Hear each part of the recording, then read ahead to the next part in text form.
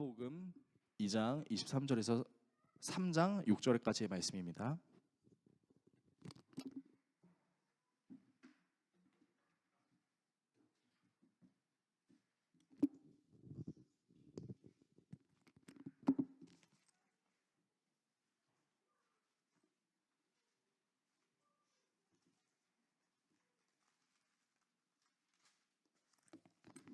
신약 성경 56페이지 정도에 있습니다. 마가복음 2장 23절에서 3장 6절까지의 말씀 한 절씩 교독하시고 마지막 절은 같이 읽도록 하겠습니다. 안식일에 예수께서 밀밭 사이로 지나가실새 그의 제자들이 길을 열며 이삭을 자르니 바리새인들이 예수께 말하되 보시오 저들이 어찌하여 안식일에 하지 못할 일을 하나이까. 예수께서 이르시되 다윗이 자기와 및 함께 한 자들이 먹을 것이 없어 시장할 때에 한 일을 잊지 못하였느냐.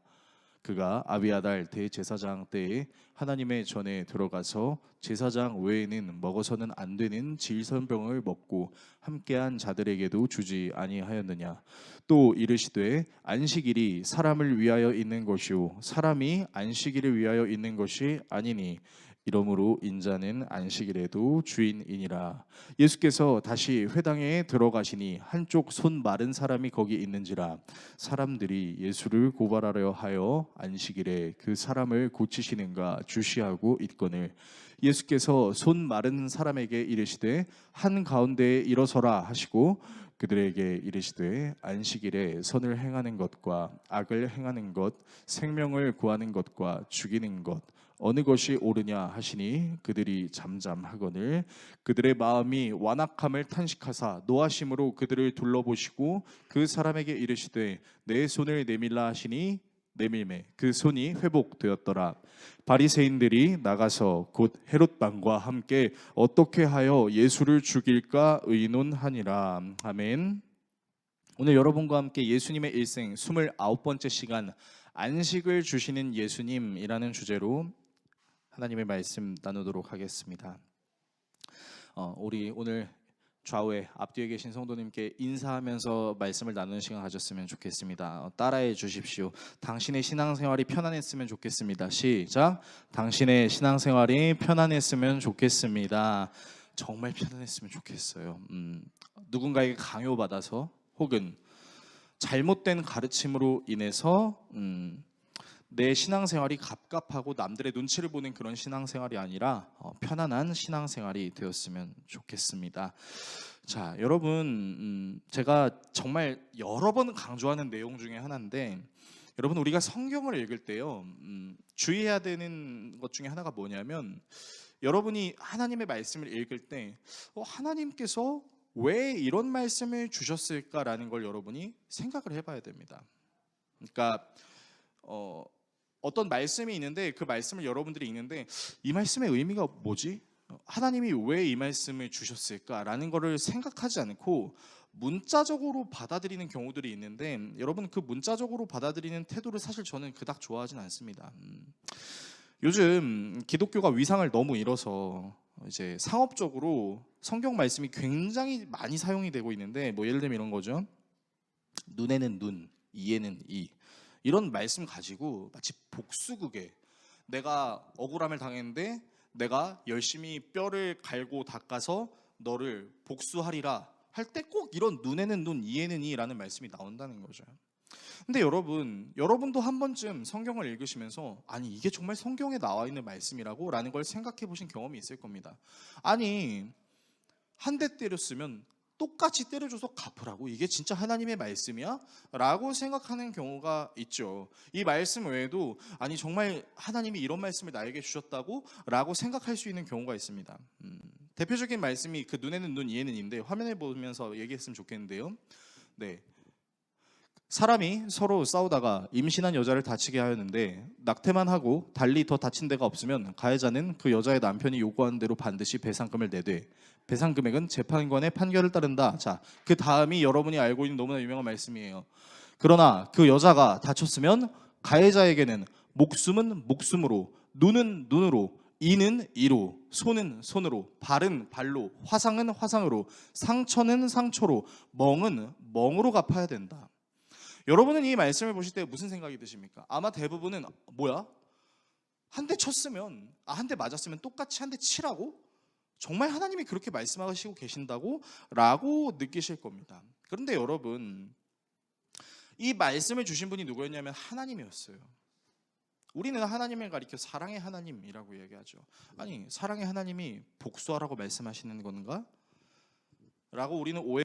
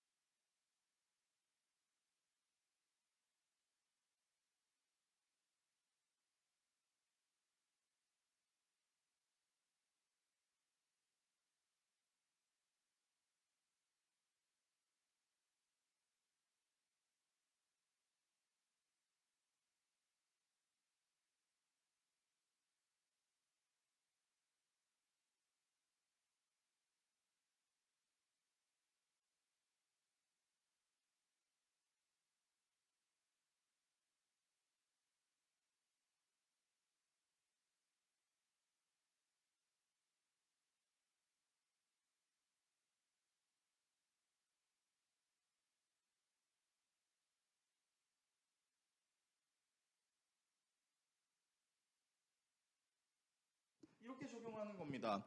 이제 하나님께서 율법을 주셨으니까 그 율법을 잘 지켜야 돼. 잘 지킬 수 있으려면 어떻게 해야 될까?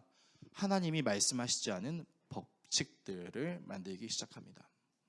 그래서 그 법칙들을 가지고 율법을 잘 지켜야 돼, 잘 지켜야 돼 애를 쓰다 보니까 이게 율법을 안 지키게 되면 완전히 죄인이 돼버리는 그런 분위기나 그런 상황들이 만들어지게 되는 것이죠. 그래서 예수님이 그것을 보시면서 너무 답답하신 나머지 이렇게 말씀하셨던 적이 있었습니다. 마태복음 5장 17절에서 20절의 말씀인데 화면을 통해서 같이 읽겠습니다. 내가 율법이나 예언자들의 말을 폐하러 온 줄로 생각하지 말아라. 폐하러 온 것이 아니라 완성하러 왔다. 내가 진정으로 너희에게 말한다. 천지가 없어지기 전에는 율법은 1.1획도 없어지지 않고 다 이루어질 것이다. 그러므로 누구든지 이 계명 가운데 아주 작은 것 하나라도 어기고 사람들을 그렇게 가르치는 사람은 하늘 나라에서 아주 작은 사람으로 일컬어질 것이요 또 누구든지 계명을 행하며 가르치는 사람은 하늘 나라에서 큰 사람이라고 일컬어질 것이다. 내가 너희에게 말한다. 너희의 의가 율법 학자들과 바리새파 사람들의 의보다 낫지 않으면 너희는 하늘 나라에 들어가지 못할 것이다.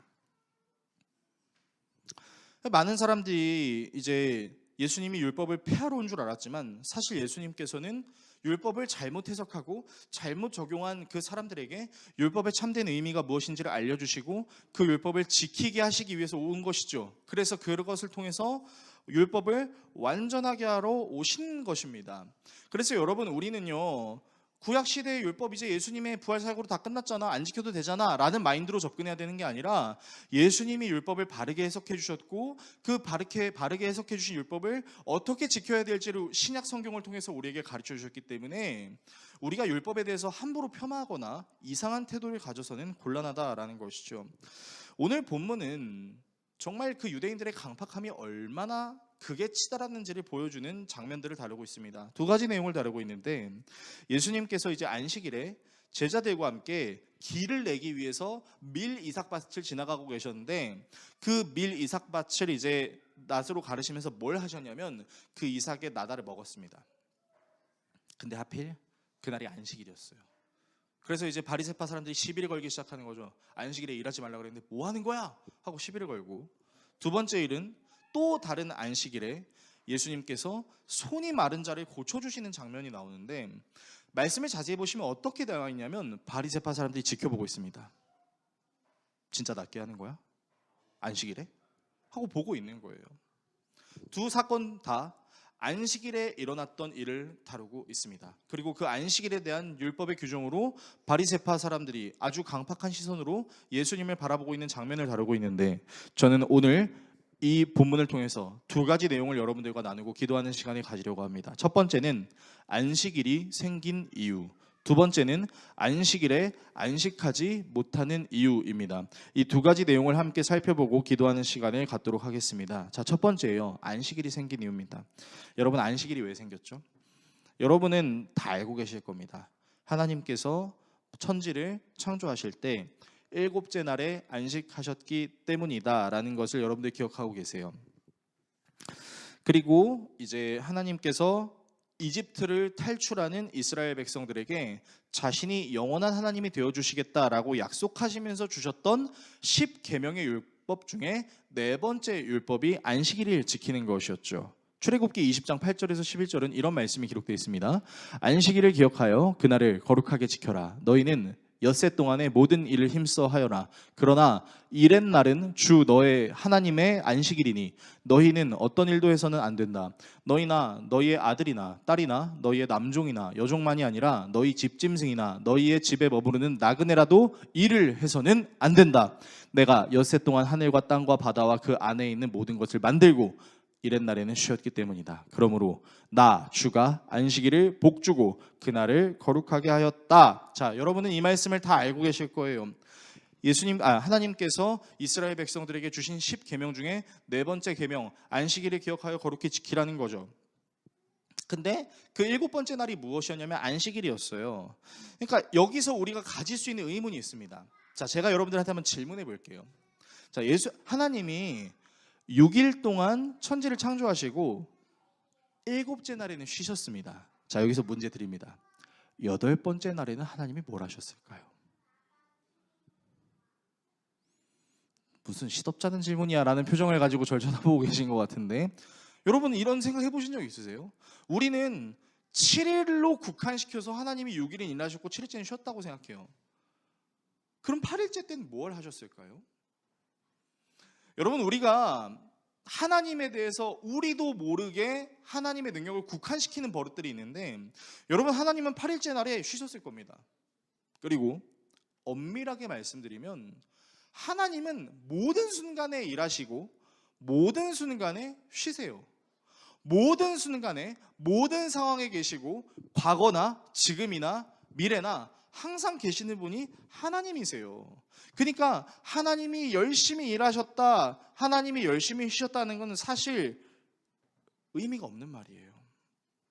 하나님은 일하심을 멈추신 적도 없고, 그렇다고 해서 하나님이 6일 동안 뚝딱뚝딱 천지를 창조하시고 7일째 때 힘들어, 마치 우리처럼 6일 동안 맨날 일터에서 일하다가 너무 힘드니까 이제 주일에 좀 쉬어야지라는 마음을 가지는 것처럼 하나님이 그러시나요? 안 그러신다는 거죠. 하나님은 피곤하지 않으세요. 졸지도 주무시지도 않고 눈동자같이 우리를 지켜본다고 하셨잖아요. 그러니까 사실 하나님께서는 굳이 7일째에 쉬실 필요가 있다 없다? 없으신 분이세요. 여러분 이걸 아셔야 돼요. 이 개념을 장착하신 상태에서 그 다음 말씀을 한번 들어보세요. 자, 창조의 원리를 한번 살펴봅시다. 하나님께서는 6일 동안 천지를 창조하셨어요. 우리가 이거를 인문학적으로 계산을 하면 1일부터 3일째는 공간적인 개념으로 창조를 하셨습니다. 빛을 만드셨고 궁창을 위아래로 나누셨고 하늘과 바다와 땅을 만드셨어요.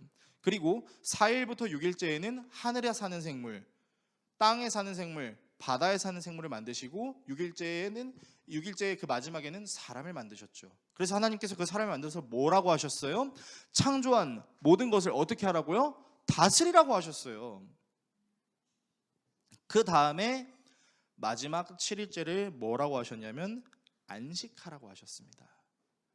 자, 근데 선악과를 따먹기 전에 인간에게 피곤함은 사실 없었어요. 인간은 하나님께서 주신 모든 것을 누릴 수 있는 자유와 권리를 갖고 있었습니다. 그런데 굳이 하나님께서 왜 7일째에 쉬어라 라는 표현을 하신 것일까요? 여러분, 그것은 무엇이냐면요, 하나님이 창조한 모든 것을 인간이 누리고 이 모든 것을 허락해 주신 하나님을 생각하고 그분을 기뻐하라는 차원에서 주님이 주신 거예요. 안식일은 아무것도 하지 마, 쉬어, 일하면 죄야 이런 개념이 아니라 일할 수 있고 다스릴 수 있고 우리가 모든 것을 누릴 수 있게 해주신 그분이 누구인지를 생각하고 그분을 감사하고 그분을 기뻐하기 위해서 그분이 주시는 참 평안을 누릴 수 있게 해주시기 위해서 우리에게 주신 것이 안식일이다라는 겁니다. 자, 그러면 여러분, 하나님이 우리에게 안식일을 주신 것은 누구를 위해서예요? 우리를 위해서예요. 궁극적으로 우리가 그 안식일을 통해서 하나님을 더 묵상할 수 있게 해주시려고 하나님께서 안식일을 주신 거예요. 그러면 하나님이 우리를 위해서 안식일을 주신 것이기 때문에 궁극적으로는 그것이 이제 하나님을 위해서는 것이 되겠지만 안식일 때문에 우리가 존재한다는 것이 아니라는 거죠. 기억하십시오. 하나님께서 안식일은 우리를 위해서 주신 겁니다. 안식일을 위해서 우리를 주신 것이 아니라는 거예요. 자, 그런데 이 안식일이라는 것이 원래는 토요일입니다. 여러분, 종종 이제 사람들이랑 시간 약속 잡으실 때 이번 주 다음 주라는 말 많이 쓰시잖아요. 근데 이 주의 개념이 언제 시작되는 거냐면 일요일부터예요, 사실은. 그러니까 여러분 이번 주 수요일에 여러분들이 약속이 있으세요? 그러면 이번 주 수요일이라고 하셔야 되는 게 문법적으로는 맞습니다. 여러분들 달력을 구매하시면 이렇게 달력이 이렇게 있을 때 무슨 요일이 제일 먼저 나와요? 일요일이 제일 먼저 나와요. 일, 월, 화, 수, 목, 금, 토입니다. 그래서 7번째 날인 토요일이 안식일이죠.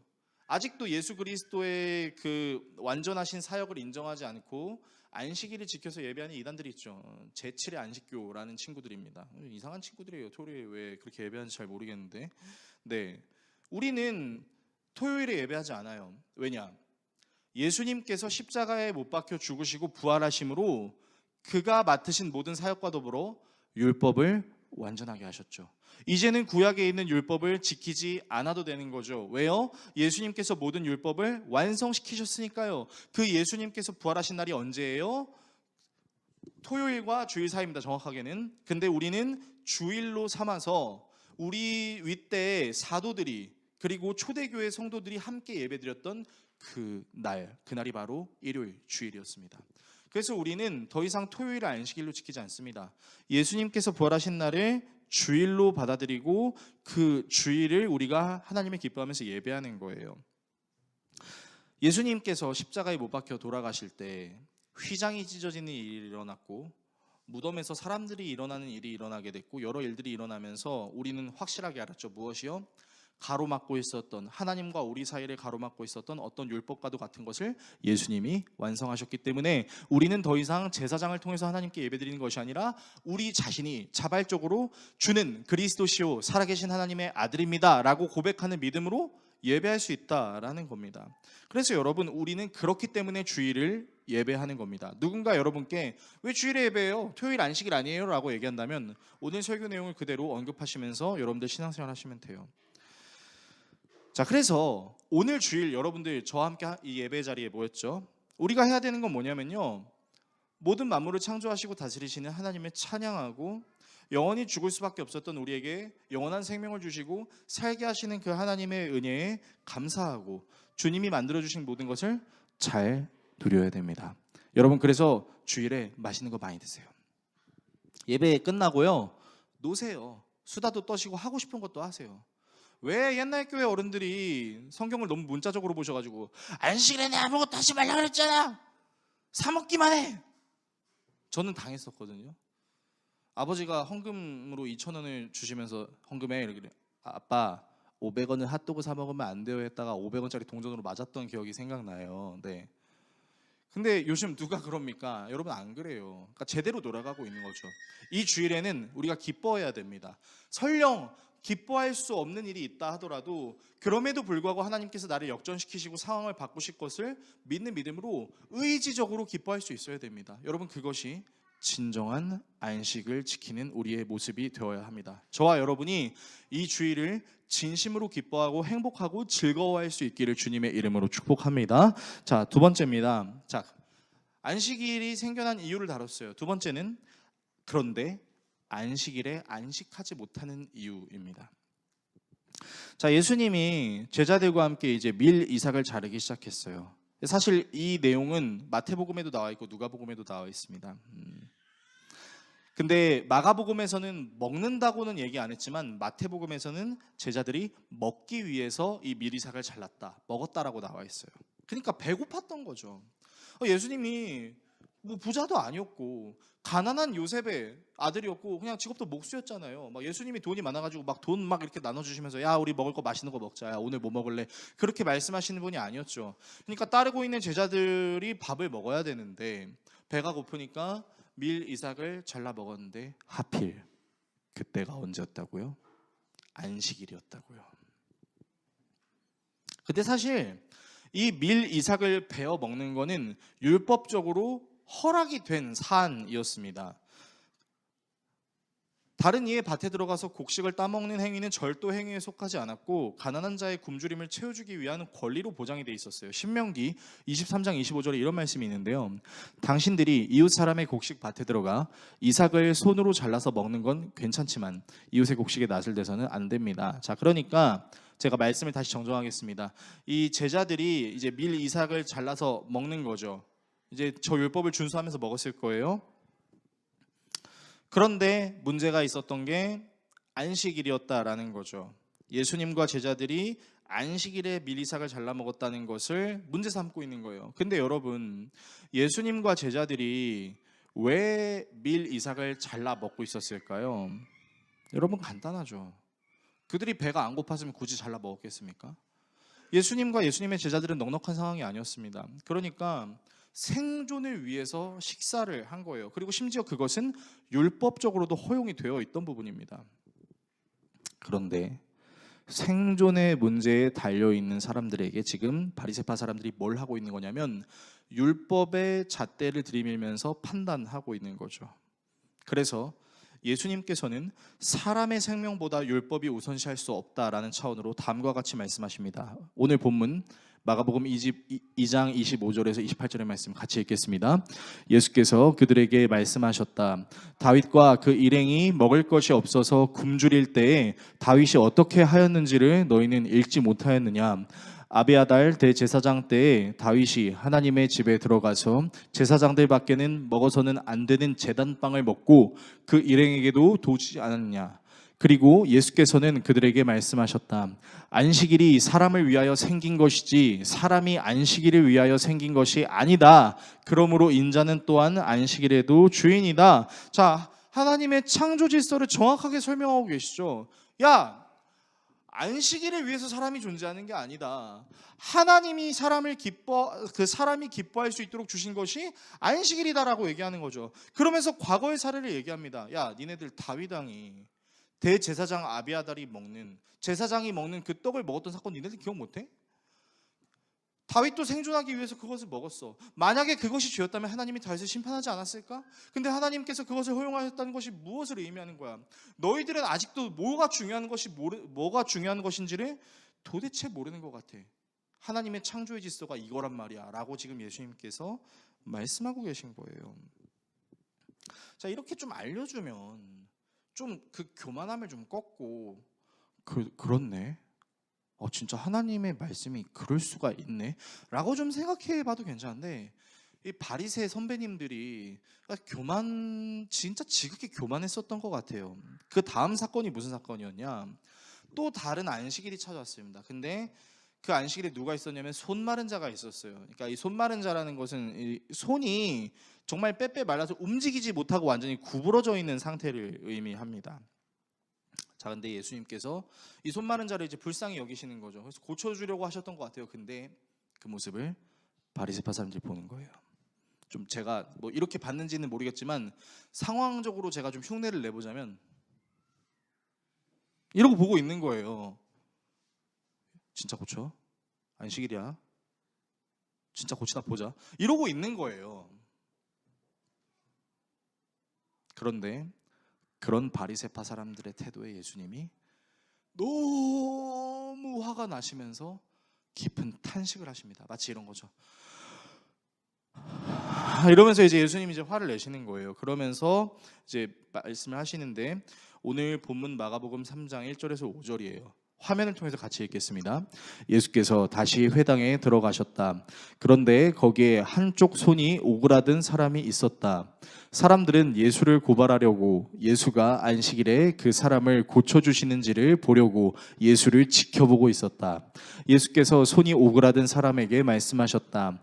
일어나서 가운데로 나오너라. 그리고 예수께서 그들에게 말씀하셨다. 안식일에 선한 일을 하는 것이 옳으냐, 악한 일을 하는 것이 옳으냐, 목숨을 구하는 것이 옳으냐, 죽이는 것이 옳으냐. 그들은 잠잠하였다.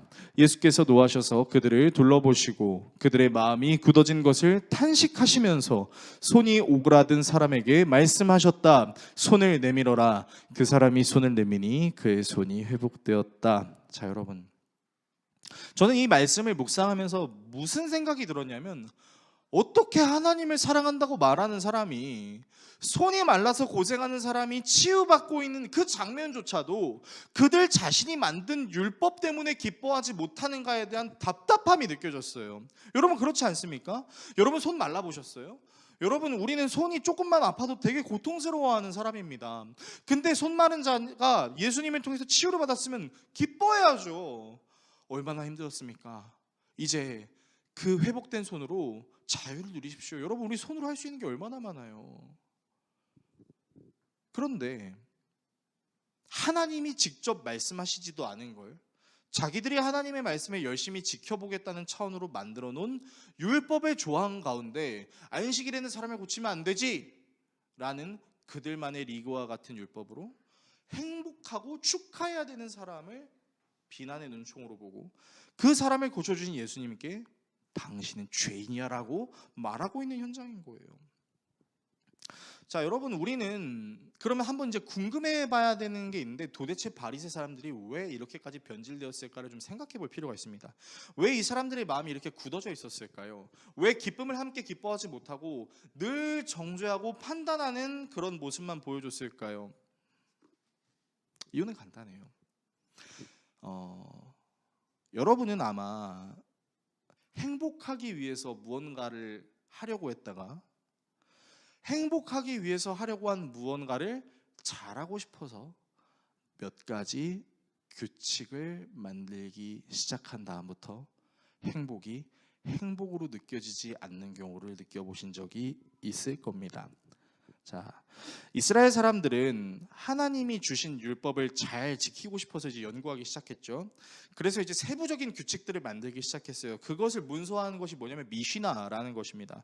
이 미시나가 6개의 책으로 이루어져 있고 이 안에 지켜야 하는 율법의 종이 몇 개냐면 613개예요.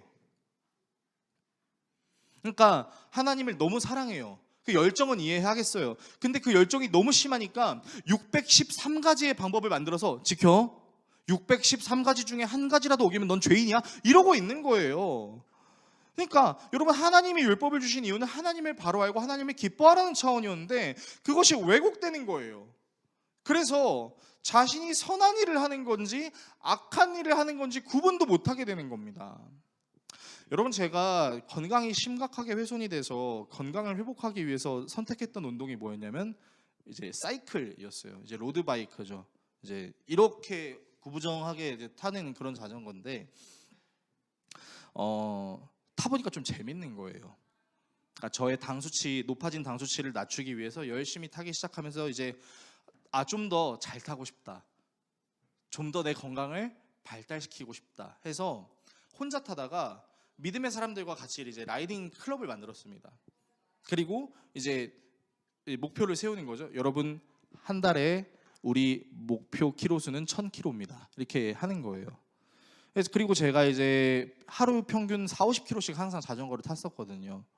거리로 치면 저 송산 그린시티에서 이 거북섬까지 한 1.5번 왕복하는 거예요. 자전거 타고. 그러니까 이제 짧은 거리는 아닌 거죠. 근데 처음에 내 건강을 위해서 순수한 동기로 열심히 자전거를 타기 시작했어요. 재밌고 운동이라는 것이 하다 보면은 이제 가속도가 붙고 능력이 붙으니까 이제 제 능력도 점점 늘어나기 시작하는 거예요.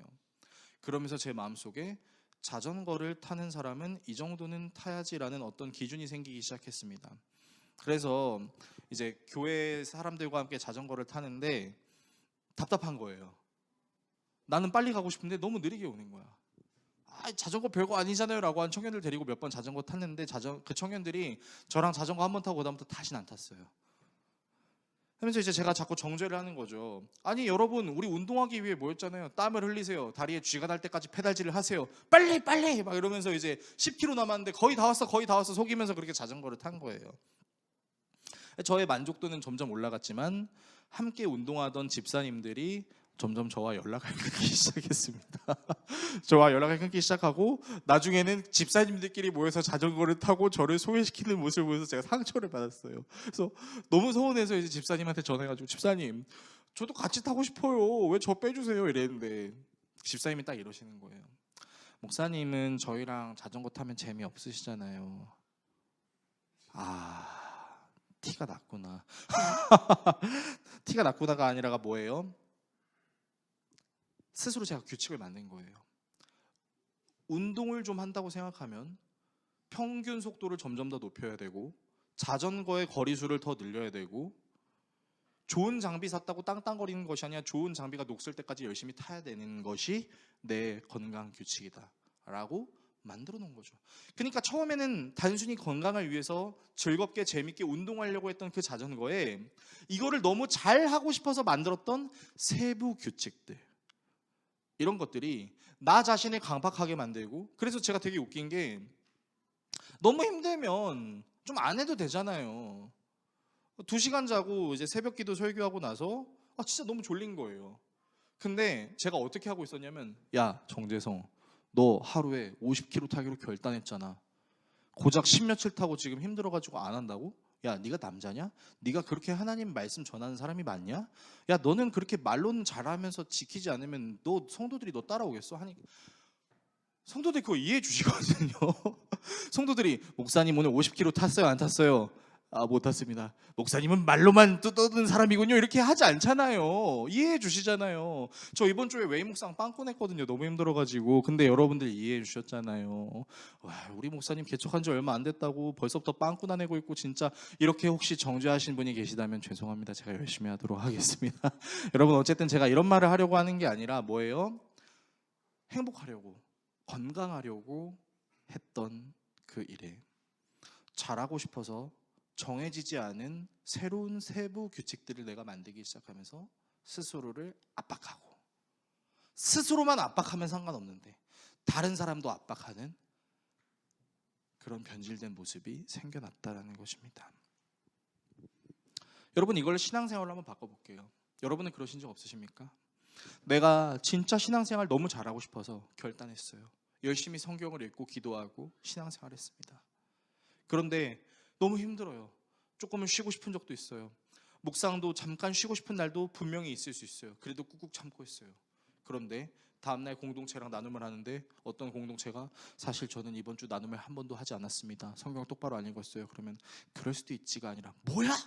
하고 무악 올라왔던 그런 경험, 여러분은 혹시 없으신가요?